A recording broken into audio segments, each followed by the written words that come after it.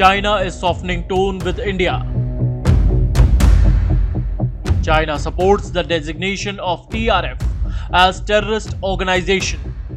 Is this turn strategic or a change of heart?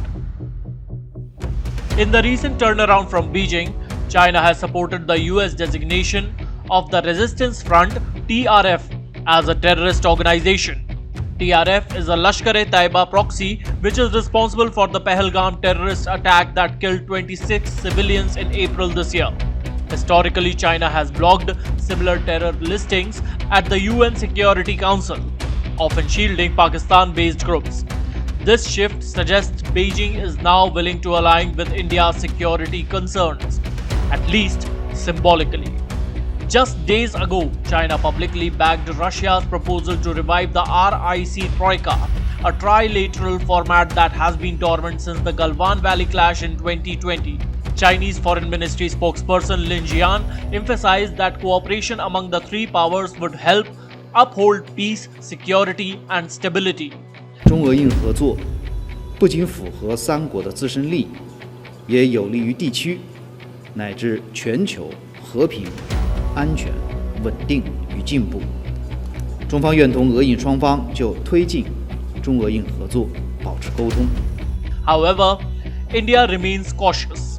The Ministry of External Affairs clarified that no RIC Troika meetings are planned, and any future engagement would depend on mutual convenience. The trust deficit, especially over border tensions and China's support for Pakistan, still looms large. But the question remains, is this turn strategic or just a change of heart? Well, with China, it looks strategic. China is facing problems at two major points. China's assertiveness in the South China Sea is facing unprecedented pushback.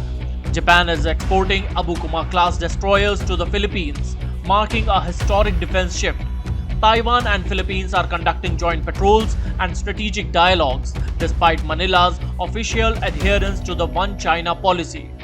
The US Navy has deployed multiple carrier strike groups, including the USS Carl Vinson, USS George Washington, and USS Michael Monsoor, conducting drills with regional allies. The Balikatan 2025 exercises saw US, Japan, and Filipino forces training with Nemesis anti-ship missiles near Taiwan's southern flank.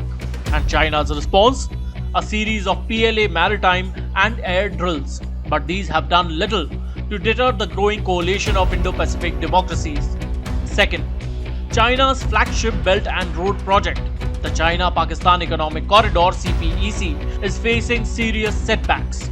CPEC moves through two critical areas of Pakistan, Balochistan and Khyber Pakhtunkhwa.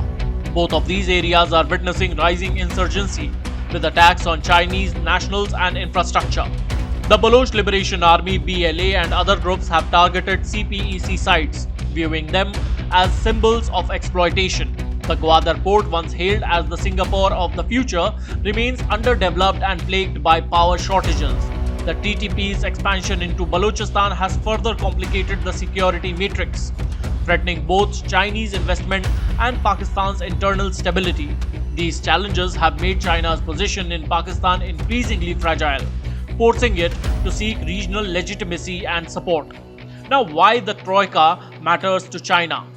The RIC Troika, originally envisioned by Russia's Yevgeny Primakov, was meant to counterbalance Western dominance and promote a multipolar world order.